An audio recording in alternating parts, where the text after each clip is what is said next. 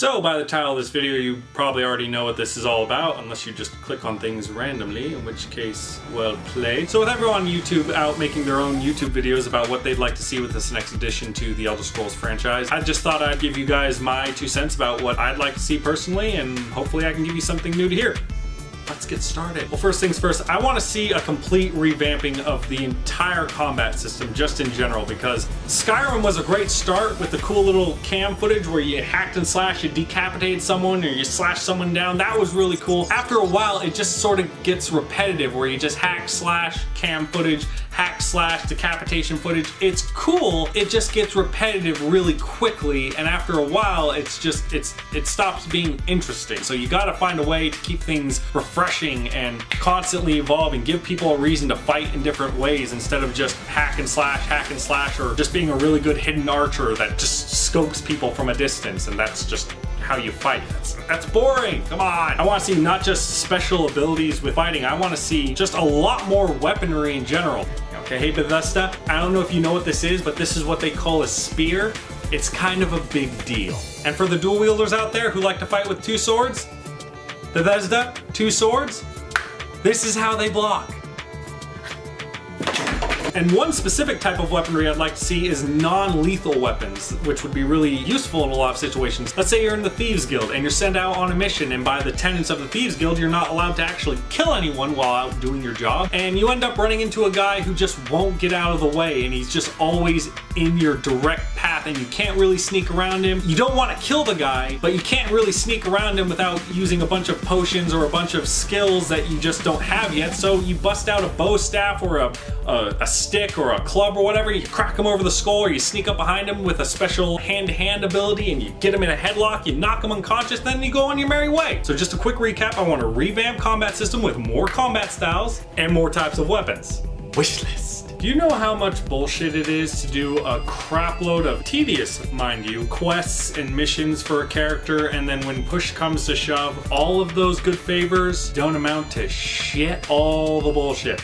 That's all the bullshit. Who I'm referring to, of course, is Jarl Balgruuf. In Skyrim, I can save his son during a Daedric quest, become his Thane, become the leader of the champions, go on a mission for his court wizard, and save his city from a fire-breathing dragon, and basically all around become his best friend. And then when it comes time to choose sides during the Civil War in Skyrim, none of that is taken into account. That's something I don't want to see in this next Elder Scrolls game. I want all of the things you do have an impact on the world around you. If you earn a title, I want that title to actually mean something. If I become the leader of the Mages Guild, or the Fighters Guild, or the listener of the Dark Brotherhood, or the champion of the arena, or whatever, I want those titles to have a significant meaning to the game and the world around me. If I am in a situation like with Jarl Balgruuf and he has to decide which path he needs to take, maybe he turns to me, his friend and wise wizard or head champion or Thane, and he actually asks me what my opinion is on the matter, and then I can sort of direct the course of his actions. That would be cool. And it just sort of feels weird, because I feel like if this was Oblivion and I was having this situation, I'd actually have the option to influence the guy's opinion on the matter and change the course of the direction of where he's going to go. So the fact that those options aren't in the more advanced, newer game is kind of weird. It's like a step back. Okay, so last but not least, I feel like this is very important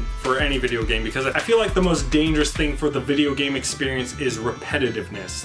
Just doing the same thing over and over and over again, and the feeling of doing the same thing over and over and over again can really just kill the gameplay and just make you just not even want to pick up the remote after a while. And I've sort of gotten that feeling with Skyrim multiple times. It doesn't really matter even if I change what race I am, it just feels like I'm just playing the same character just as a different skin, because I'm just doing the same thing over and over and over again. And that's a problem. And I feel like that problem is sort of leaked into every other game that's come before it, because every other game starts the exact same way. You start off as some prisoner or just some nobody, and that's fine for a while, but when you want to make a new character and you have to start the same way every single time, it sort of kills your reasoning for wanting to make another character. Like, I will not make another account on Skyrim because I literally cannot stand going through the same opening again. I've gone through it 15 fucking times and I'm not not going over it again. You need to find a way to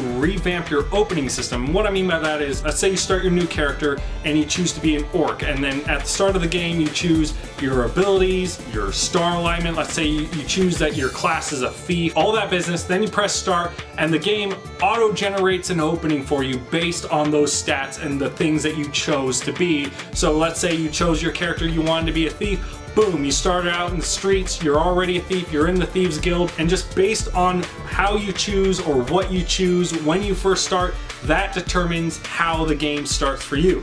That means every single time you make a new character, there's a chance that you can start the game in a completely new way, and then you get those specific quests for that character and that species, that race of people, which means you could only have those missions if you were a member of that race. That means it gives people incentive to play as other races. That makes sense, right? Pretty sure it does. And that would be cool. And that is what I'm looking for with this next Elder Scrolls game. So anyways, those are my 3 things on my wish list. I'm not banking on all of them. I just hope I can at least get one of them in this next game.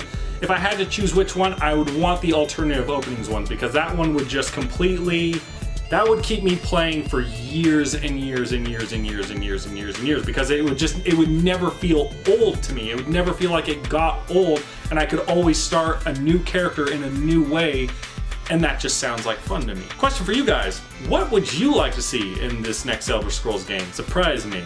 Tell me what you want. I hope you liked this video. If you liked it, please leave a like and subscribe so you can see more of this stuff, because I'd like to think I'm fun and entertaining. Hashtag no modesty. See you all next time. Bye.